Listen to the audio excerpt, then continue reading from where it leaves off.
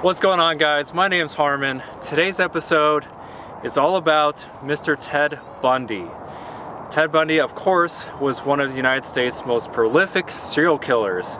So today's episode, we're filming all the murder and abduction locations of Ted Bundy in and around Seattle. Ted Bundy killed people in numerous states, including Washington State, like we're doing now, Florida, Oregon, Colorado, and Utah. So he obviously got around and went to many different states during his abductions and killings. But of course, today's episode is going to feature his abductions and murders he committed just in and around Seattle. So I hope you guys enjoy. Stick around and let's get into it. So on January 31st, 1974, 21-year-old Linda Healey was attacked and murdered in the home behind me. Linda was Ted's first murder victim that we're aware of. Now, a couple of weeks prior to that, 11 blocks away, there was a young woman who was attacked, but she survived that encounter. Unfortunately, a couple of weeks later, Linda was sleeping in this home in the basement.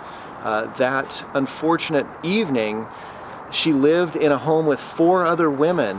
One of the creepy details from the story was that the previous evening, one of her roommates warned her that she had seen a shadow outside of the window that previous night. So it leads us to believe that Ted had been targeting this home for some time. He had his eye on these women or this house. He must have felt like there was a way to get in. Maybe he could breach the security, if you will, a window or a door. He got in, he killed Linda in the home. Bloodstains and evidence of that murder was found in the house. Another detail of the story was that Linda's family, her mom and her dad, as well as her ex-boyfriend, were all planning to converge and have dinner with Linda the following day. And Linda was on her way. She actually had gone to Safeway to gather groceries and supplies to cook dinner for her parents and her ex-boyfriend that next day. Unfortunately, that night or that previous morning, she was killed in her home here. This is the place where it really all began. So Linda Healey, along with her 4 roommates, lived at 5517 Northeast 12th Street.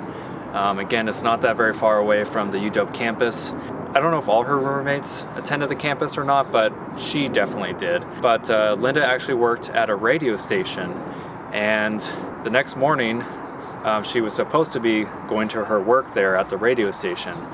And of course she never made it. Her and a bunch of her roommates went to a friend's house, and they got back here at about 10 p.m. or so. And Linda went upstairs and kind of was talking to one of her roommates named Carolyn, kind of before they were going to bed. And she was talking to Carolyn about her ex-boyfriend coming, like the next day, and kind of like how she felt about that. And Linda was saying, like, I feel okay about it. I feel like it's over. And Carolyn was kind of one of the last people that Linda spoke to. My guess is he must have seen all the girls coming in and out of the house and decided and chose that house after that. I guess he could have chose it out of complete randomness, but I think he must have probably saw them coming out of the house or something like that beforehand. If this is not a sign that we're in Bundy country, I don't know what is. Here's an orange Volkswagen Beetle right behind me. This is very akin to what Ted Bundy was driving around the Seattle area and the University of Washington campus back in 1974 when these abductions began. So the location I'm at right now used to be called the Flame Tavern. Now it's called Fiesta del Mar. At this location is where Ted Bundy abducted 22-year-old Brenda Carol Ball. The date was May 31st, 1974, and on this day, Brenda went out to what used to be called the Flame Tavern here and hung out and had some drinks. And this tavern was kind of one of her normal hangouts. She would come here quite often. It says that Brenda attended Highline Community College up until 2 weeks before she was abducted here. She stayed at the tavern up until about 2 in the morning, which would have been June 1st, 1974. One of her friends was a musician, and she was trying to ask him for a ride back home, but unfortunately, he was going the opposite direction and said, hey, I can't take you because I'm going the other direction. And so Brenda ended up kind of asking around and was just hoping to maybe hitchhike home. And that, of course, is when she bumped into Ted Bundy. So witnesses at the tavern stated that they saw Brenda talking to a brown-haired man who was wearing a sling, an arm sling. Friends of hers described her as very free-spirited, meaning that she would go, days or even weeks without seeing anyone. She would just go out and do her own thing, travel around. And so, of course, many people didn't know she actually disappeared. For about 2 weeks or so, someone finally put out a missing persons report with the police on June 17th, so about 16 days after she was abducted. When Ted Bundy was talking to the journalist in prison, and the reason why Ted Bundy decided to abduct her from a tavern parking lot was mainly to throw off police, because some of his previous abductions had been at some of the college campuses, including the University of Washington. And so in order to throw off police, he kind of decided to abduct someone not from a college campus this time, but from a tavern parking lot or bar parking lot.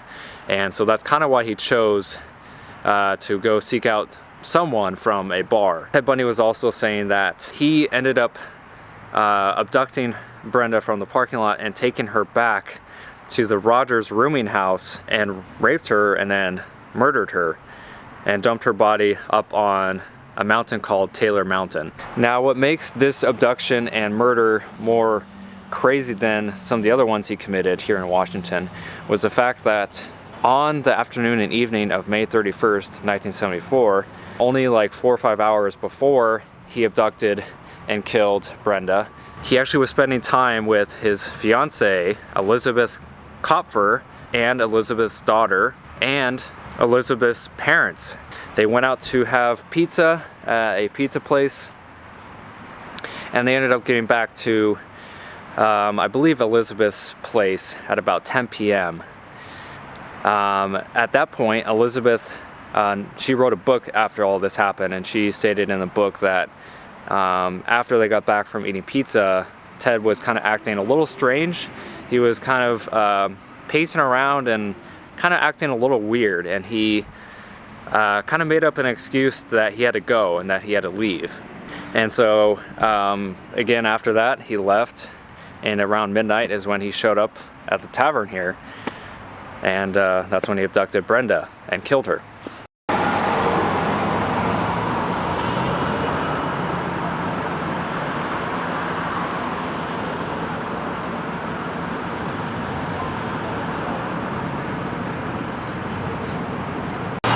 Alright guys, so it looks like the tavern, again, like I said, was called Fiesta del Mar, but it looks like they changed the name again to El Baron Rojo.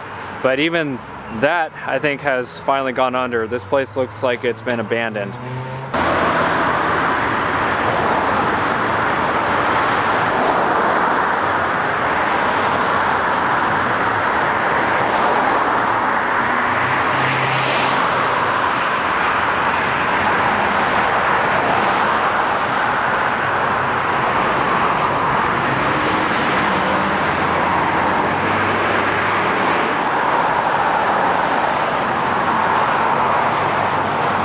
Alright guys, I'm at Rogers Rooming House, and this is the house where Ted Bundy lived from about 1968 to 1974.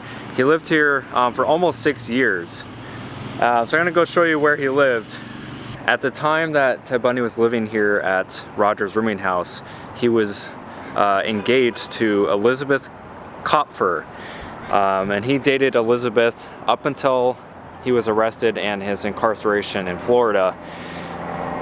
So while he was living here, he was engaged to Elizabeth Kopfer.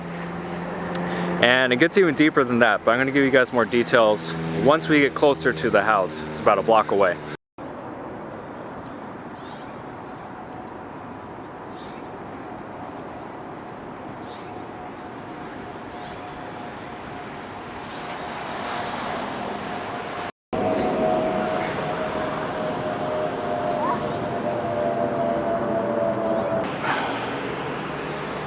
Alright, so next to me is Roger's rooming house, or what used to be known as Roger's rooming house. And again, this is where Ted Bundy lived almost 6 years.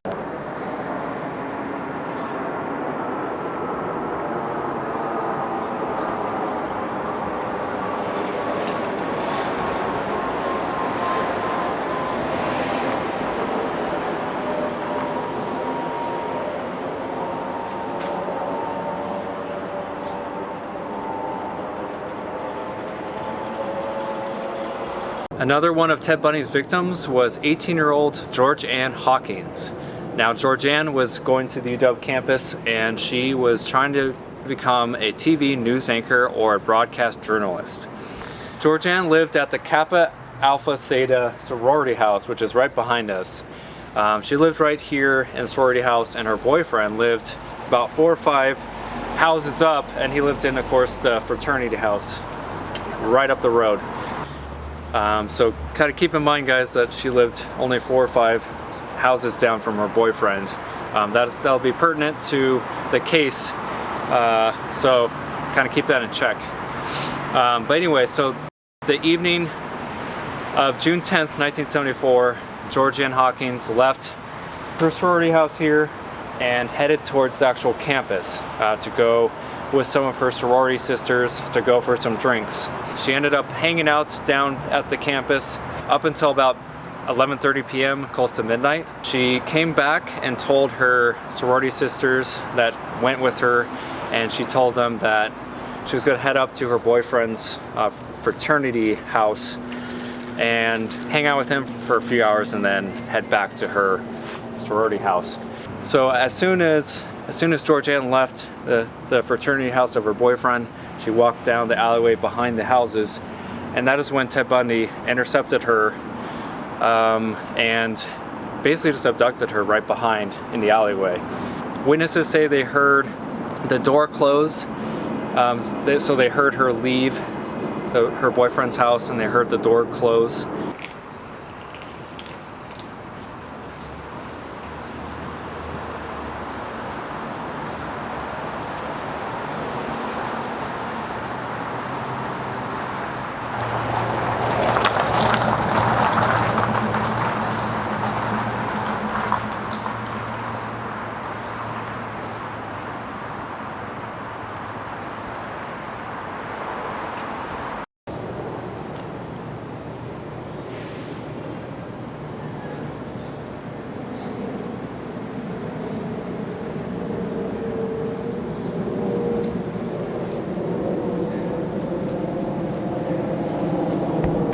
Alright guys, so we're standing in the alleyway where George Ann was abducted from. So she basically was walking towards us when Ted Bundy was hanging out, walking around back here, and of course just bumped into her, and he abducted her right here.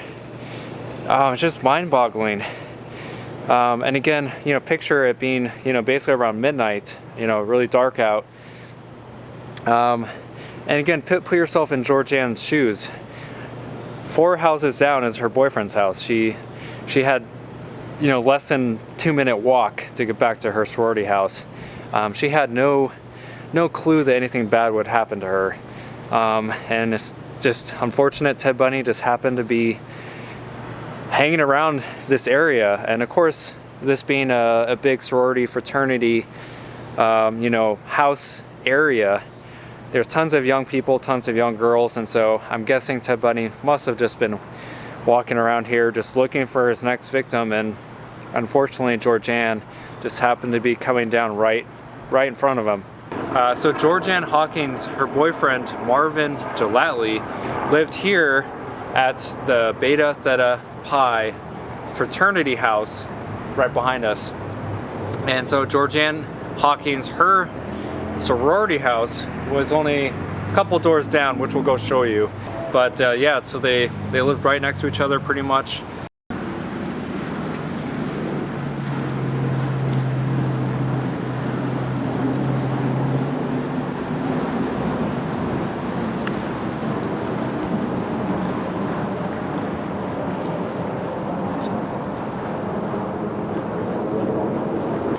So one of the last murders that Ted Bundy committed here in Washington State was here at Lake Sammamish Park. And at this park here where we're at right now, Ted Bundy actually committed 2 murders, both on the same day, which is pretty remarkable. He abducted one girl, killed her, and then he came back on the same day and did the same thing. However, today we don't really want to hang out and sit on a blanket on the beach because, first of all, it's January and it's freezing cold. However, on that day, it was July 14th, 1974, so it was a very, very beautiful, warm, sunny day. So of course, tons of people were out, and the Rainier Beer Company, they actually were sponsoring an event on July 14th, 1974. So tons of people were here because the company had some sort of event going on. And so Ted Bundy, of course, took advantage of that situation, and right on the beach over here, 23-year-old Janice Ott was hanging out, sitting on a blanket, just hanging out, and Ted Bundy went up to her, started talking to her, and convinced her that he needed help moving a sailboat. And so me and Joel's kind of theory is that there's got to be some sort of maybe marina or little dock area where you could tie a sailboat up to, kind of around the bend. And so Ted Bundy convinced Janice Ott to kind of go over there and help him move a sailboat. Of course, he didn't actually have a sailboat. That was all a ruse. He ended up abducting her and killing her about a mile away in Issaquah, which is where we're going to go to next. She had a husband named James who was attending medical school, actually in California at the time of her abduction and murder. So he wasn't even up here in Washington State at the time. He was down in California. On the day of the abduction and murder, though, she put a note on the door for her roommate that she was living with at the time, and she put that she was going to go sunbathing. So she got on her bike and rode her bike to the lake here. 4 hours later, Denise Marie Naslund, who was 18, she was with her boyfriend and another couple at the lake. She ended up going missing after she went to the restroom.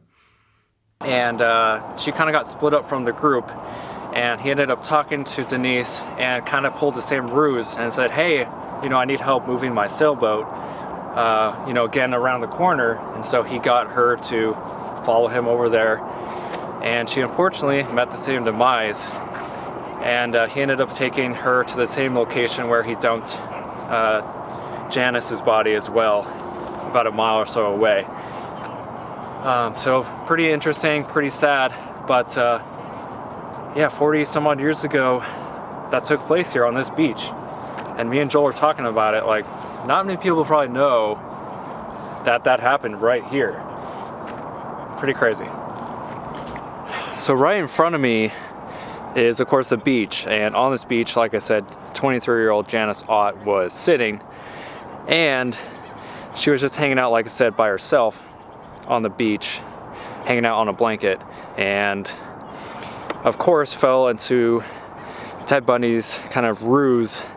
But what also kind of helped sell that ruse was the fact that he also had his arm in a sling, and that kind of was one of his main ways or main ruses he would do, was he would put his arm in a sling or maybe his foot in a cast, to kind of, you know, draw some sympathy from, you know, whoever he was trying to abduct. And so that 23-year-old Janice Ott was sitting basically right around here on the beach on a blanket, and imagine this was 40 some odd years ago, bright, sunny, warm day. She had no clue that that would be the last day she would be alive. All right, so we're of course walking back to the parking lot where we parked, and wanted to show you something pretty interesting.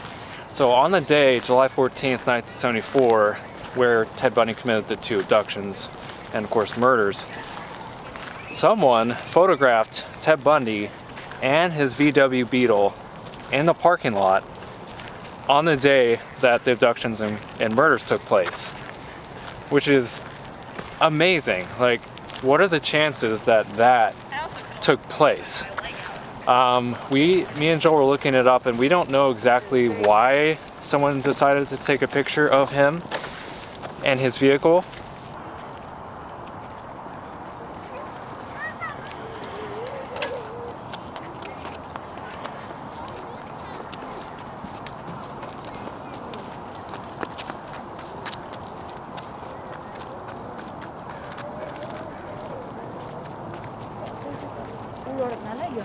Registered on it in the picture.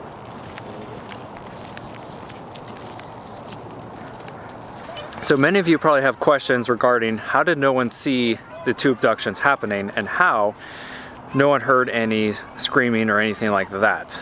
And the reason why no one really heard anything is because when Ted Bundy went and talked to Janice and to Denise, again, he rused them into helping him kind of move his sailboat, and his sailboat would have been parked, you know, way around the corner. So they would have gotten into his vehicle, which would have been parked right there near the front.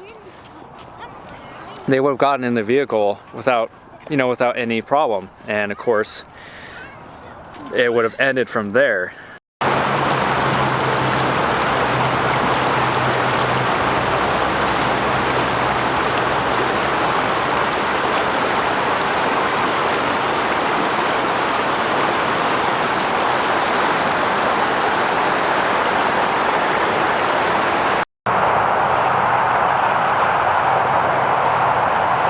I think we should go over here and then walk back. Towards the camera.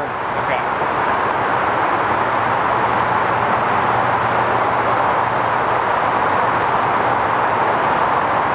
Right now we're standing on kind of the service road where Ted Bundy dumped Janice Ott and Denise Naslund. And 2 months later, after he abducted and killed them, their skeletal remains were found here somewhere on this kind of service road. They also found one more victim, George Ann Hawkins. She was one of the ones that was abducted from the University of Washington campus. They found her remains right here next to the other 2 women's skeletal remains as well. So he obviously favored this area as kind of one of his main dumping sites. There's like a little creek down there. So again, our best interpretation of everything we read is that this service road is where the bodies were found.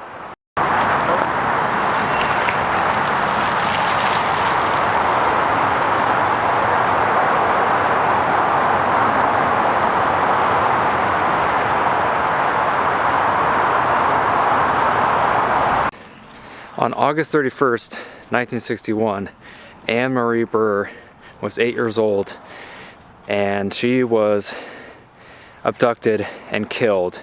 And people think that Ted Bundy was the one who committed the abduction and her murder.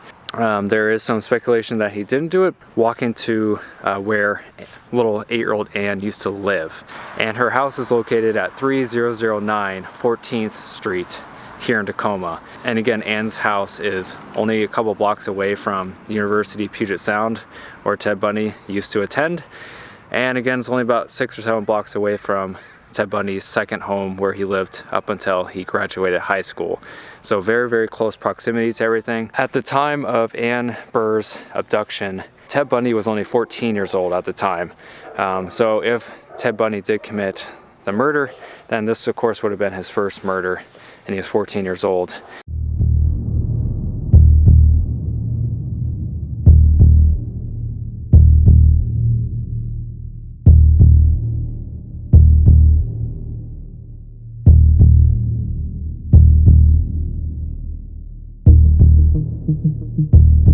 Thank you.